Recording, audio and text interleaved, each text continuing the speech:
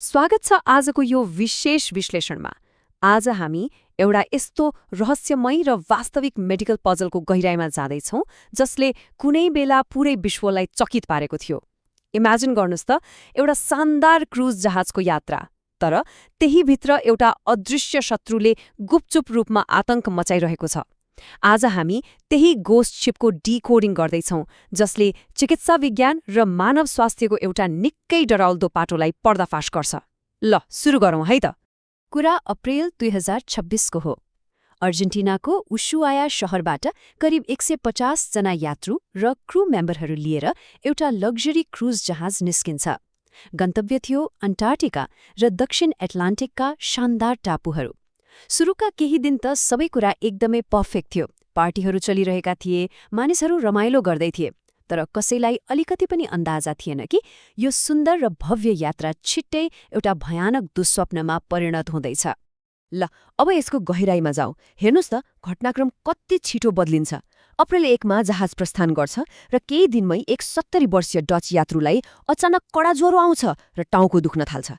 हेर्दा हेर्दै सास फेर्न गाह्रो हुन्छ र अप्रिल 11 मा जहाजमै उनको ज्यान जान्छ। तर त्रासदी त्यतिमै रोकिँदैन। अप्रिल 26 मा विमानस्थलमा उनकी पत्नीको पनि मृत्यु हुन्छ। अनि जहाजका अरू मानिसहरू पनि धम्माधम बिरामी पर्न थाल्छन्।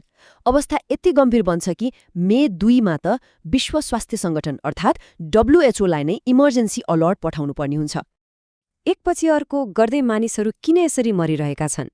कसैलाई केही अत्तोपत्तो थिएन। पुरै जहाजमा त्रास फैलिएको थियो।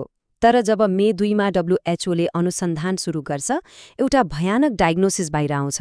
त्यो ज्यानमारा शत्रु अरू कोही नभएर हन्ता भाइरस थियो। हो, हन्ता भाइरस। यो एउटा यस्तो खतरनाक प्याथोजेन हो जसले त्यो जहाजभित्र नदेखिने गरी आतंक मचाइरहेको थियो र पुरै विश्वभरिको मिडियामा सनसनी फैलाएको थियो। अब यो भाइरस आखिर कति खतरनाक छ त? यो सङ्ख्या हेर्नुहोस् त, 50%। यसको मृत्युदर 50%सम्म हुन सक्छ। यसको सिधा अर्थ के हो भने, यदि 2 जना मानिस यो भाइरसबाट संक्रमित भए भने तीमध्ये 1 जनाको ज्यान जाने सम्भावना एकदमै उच्च हुन्छ। यो साँच्चै आङसिरिङ पार्ने तथ्याङ्क हो, होइन र?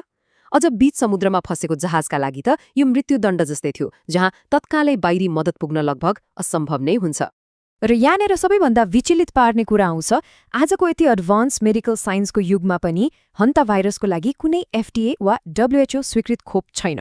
कुनै प्रमाणित एन्टिभाइरल उपचार नै छैन। संक्रमित भइहालेमा डाक्टरहरूले गर्न सक्ने भनेको केवल सपोर्टिभ केयर दिने हो, जस्तै अक्सिजन र तरल पदार्थ दिएर अलिकति सास फेर्न सजिलो बनाउने। बाँकी असली युद्ध त मानिसको आफ्नै रोग प्रतिरोधात्मक क्षमताले एक्लै लड्नुपर्ने हुन्छ। यो साँच्चै नै एउटा डरलाग्दो यथार्थ हो। अब यहाँ सबैभन्दा रोचक कुरा के छ भने, हन्ता भाइरस भनेको एउटा मात्र सिंगल भाइरस होइन, यो त भाइरसहरूको पुरै परिवार हो र भौगोलिक क्षेत्र अनुसार यसले फरक फरक रूप देखाउँछ। एसिया र युरोपमा यसले HFRS गराउँछ, जसमा बिरामीको मृगौला फेल हुने र भित्रभित्रै रगत बग्ने हुन्छ। तर उत्तर र दक्षिण अमेरिकातिर यसले HPS गराउँछ। यो झन् कस्तो हुन्छ भने, बिरामीको फोक्सोभित्र तरल पदार्थ भरिँदै जान्छ र मानिसले आफ्नै शरीरभित्र डुबेर सास फेर्न नसकी ज्यान गुमाउँछ। सुन्दा पनि डरलाग्दो।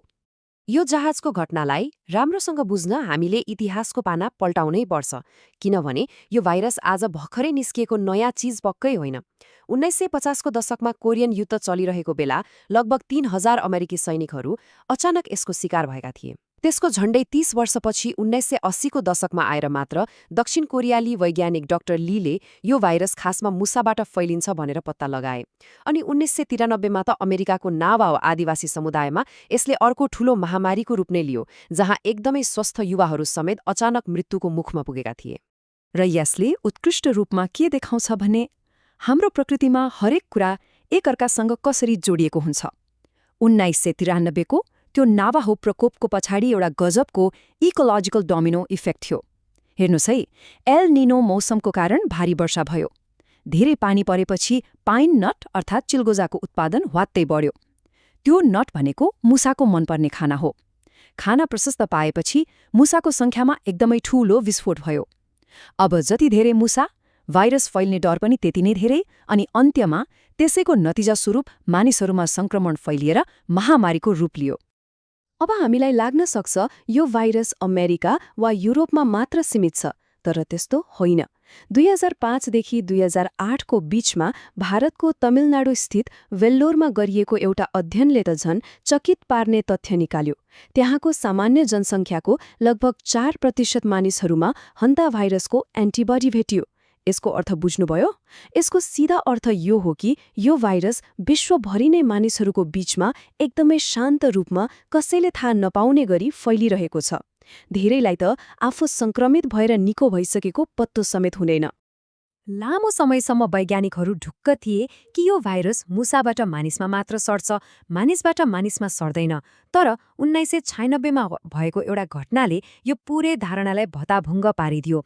त्यहाँ एन्डिज भाइरस नामक हन्ता भाइरसको एउटा यस्तो नयाँ स्ट्रेन फेला पर्यो जसले मानिसबाट मानिसमा सिधै संक्रमण गर्न सक्थ्यो। सोचौं त, यो भाइरसको इतिहासकै सबैभन्दा खतरनाक म्युटेसन थियो, जसले गर्दा त्यति बेला वैज्ञानिकहरूको निन्द्रा नै उडेको थियो।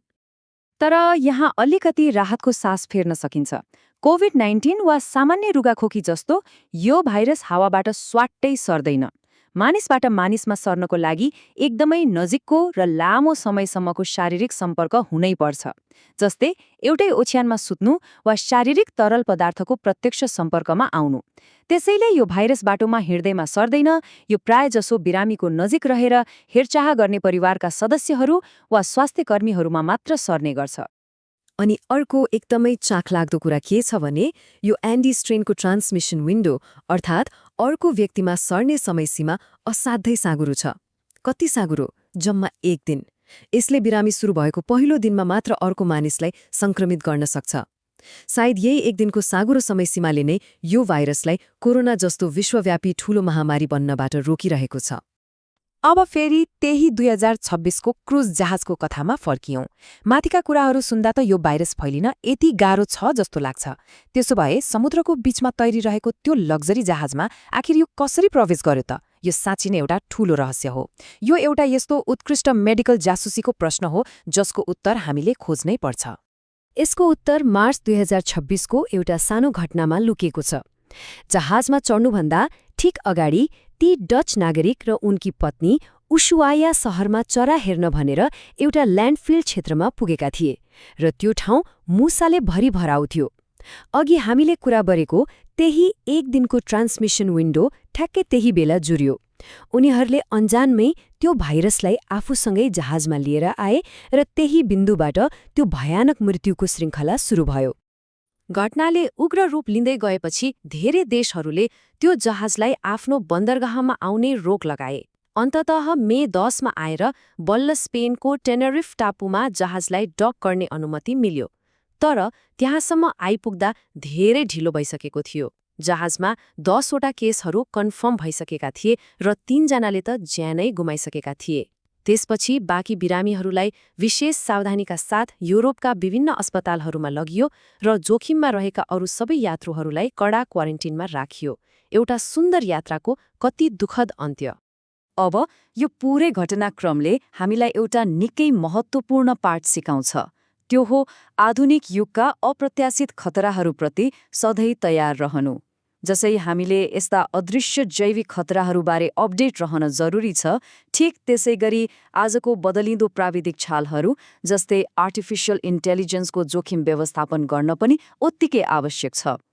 स्रोत सामग्रीले उल्लेख गरे अनुसार अहिले एआईले विश्वभरका काम गर्ने तरिका पूरै बदल्दैछ र रोजगारी नै गुम्ने ठूलो खतरा बढाएको छ। यसलाई रोक्ने एउटै उपाय भनेको एआई उपकरणहरू चलाउन सिक्नु हो।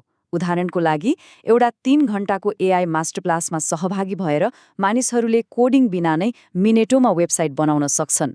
यस्ता नयाँ सिपहरू सिकेर नै हामी प्राविधिक रूपमा सक्षम हुन र आधुनिक चुनौतीहरूसँग सजिलै जुझ्न सक्छौं।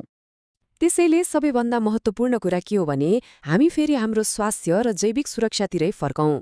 यस्ता अदृश्य ज्यानमारा खतराहरूबाट बच्न हामीले केही व्यावहारिक कदमहरू चाल्नै पर्छ। सबैभन्दा पहिलो र सजिलो काम भनेको आफ्नो घर वा वरिपरि मुसा छिर्न सक्ने सबै प्वालहरू बन्द गर्नु हो। यदि कुनै पुरानो गोदाम, बन्द कोठा वा धुलो उड्ने ठाउँमा जाँदै हुनुहुन्छ भने N95 मास्क र पन्जा अनिवार्य लगाउनुहोस्। साथै खानेकुरालाई कहिले खुल्ला नछाड्ने र सरसफाइमा कडा ध्यान दिनु नै यसबाट बच्ने सबैभन्दा उत्तम उपाय हो। हन्टा भाइरस एउटा यस्तो मौन खतरा हो जसले दशकौंदेखि विश्वभर मानिसहरूलाई चुपचाप संक्रमित गरिरहेको छ। अहिले जलवायु परिवर्तन र हाम्रो बदलिन्दो पर्यावरणसँगै यस्ता भाइरसहरू मानिसको सम्पर्कमा आउने जोखिम झनै तीव्र गतिमा बढ्दैछ। आजको यो जानकारीमूलक विश्लेषण हामी यहीँ टुङ्ग्याउँछौँ, तर जाँदा जाँदै एउटा गम्भीर प्रश्नमा विचार गरौँ। हाम्रो यो द्रुत गतिमा परिवर्तन भइरहेको इकोसिस्टमभित्र यस्ता अरू कति मौन र अदृश्य खतराहरू लुकेर बसेका होलान्, जसको बारेमा हामी अझै पूर्ण रूपमा बेखबर छौँ। सोच्नुस् त, यसबारे थप अध्ययन र सतर्कता सधैँ आवश्यक छ।